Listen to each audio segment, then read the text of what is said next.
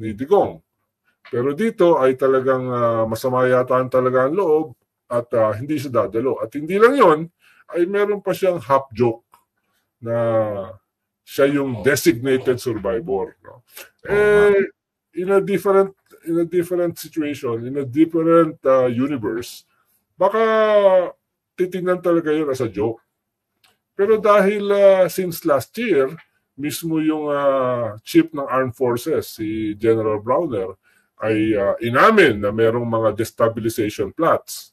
At yung kanyang tatay, si ex-President Duterte, si Digong, ay inamin din na kinakausap nga niya yung mga general.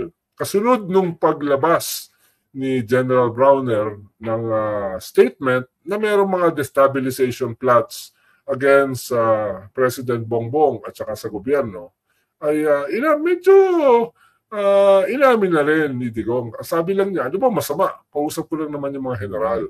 Tapos bumalat siya na kabahan kayo sa military at saka sa pulis. Umaalala mo yun na Christian, di ba? Last year. At fast forward, nung January, eto na. January 28, prayer rally without the prayer. Talagang diretsahan na. Diretsahan na yung kanyang mga palakot, yung kanyang mga threats from uprising, insurrection, mutiny, coup, secession, at yung lagi kong sinasabi na hint of assassination. Sabi niya, buti na lang, hindi na ako presidente, kundi baka natokhang pa siya. Kung lagi naman sinasabi ni Digong, binabawi niya pag naiipit siya, di ba? Joke only. No? Okay naman yung joke only. Kaso libo-libo yung patay eh. So hindi siya masyadong joke. Okay. Siya masyadong joke, lalo na may kaso siya na crimes against humanity for more than 35,000 extrajudicial killings. At fast forward, yun din ang sinabi ni Baste Duterte, Mayor Baste Duterte, na, di ba, sabi niya, sariwa pa sa ating alaala. Baka mangyari sa kanila yung nangyari sa Romanov at saka kay Mussolini. At nung mga rally ni Kibuloy na dinaluhan ni Digong at saka ni Sara, ang isinisigaw ay wakasan, ibagsak si President Bongbong Marcos. So, sa ganyang klaseng konteksto, parang hindi siya masyadong titignan na sa joke. Lalo na, panghuli, yung Vice President is literally and figuratively a heartbeat away from the presidency. Ibig sabihin, kung may mangyari sa presidente, diretso siyang magiging successor. Hindi na niya kinakailangan maging designated survivor dahil wala namang batas sa atin na designated survivor. Kahit pinupost siya ni Senator Ping Lacson, hindi naman yan umandar dahil inatras ng lower house yung kanilang counterpart bill. Naiwan lamang ang Senado na merong bill para magkaroon ng designated survivor. Kaya nakakaroon ng maraming kahulugan yung ganyang klaseng statement ni Vice President Sara Duterte. Dahil nga, siya ay napakalapit sa puso ng presidente. Kung sakali may mangyari sa presidente. Wala lang usap-usap yan sa Congress, sa Senate. Diretso na siyang presidente kung may mangyari. What message is the Vice President sending? What message do you think she was trying to send to the President? Well, malinaw naman na pinapakita niya na siya ay galit. Sa isang alleged joke, pinapakita niya na siya ay magsisimula ng bumanat. Na dati ay from her no comment at dun sa kanya mga namamasahing mga statement, ngayon ay magsisimula na siyang tumira.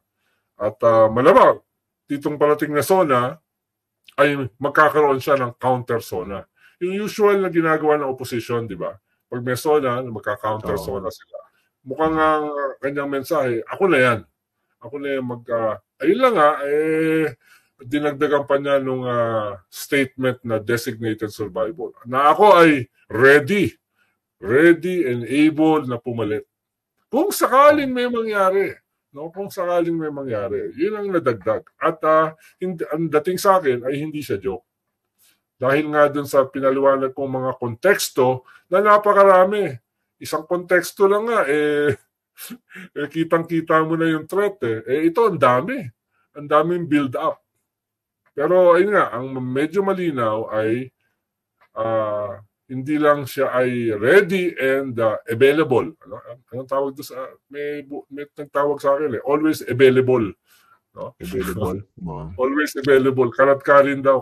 Katulad ng kaninang umaga, tinawagan ako ni Michael Pahatin, yung kanilang guest, si Congresswoman Castro, hindi dumating. So, ayun, nakakalatkad ako. Kaya, ayun, patalon-talon yung video dahil sa kotse.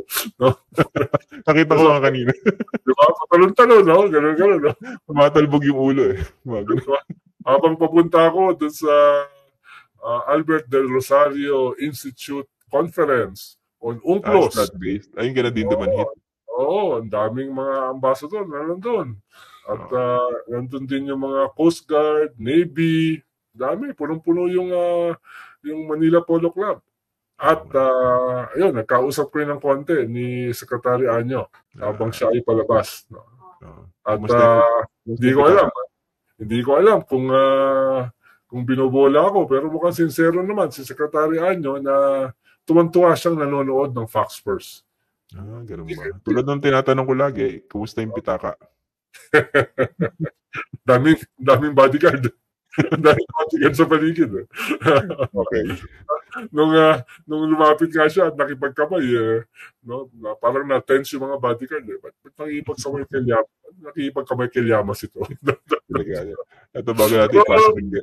Pero tuwan-tuwa ako, Tuwan-tuwa ako kay Anyo kanina, no, na pinagmamalaki niya na lagi siyang nanonood dito sa Fox First. No? Akala, ang taas pa naman na respeto ko sa kanya, no? Bumagsak, no? Medyo bumaba ng konti.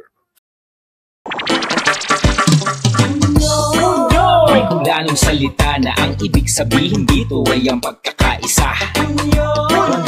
Bunyog Party List. Halika na, Bunyog Party List ka na. Halika na, Bunyog Party List ka na.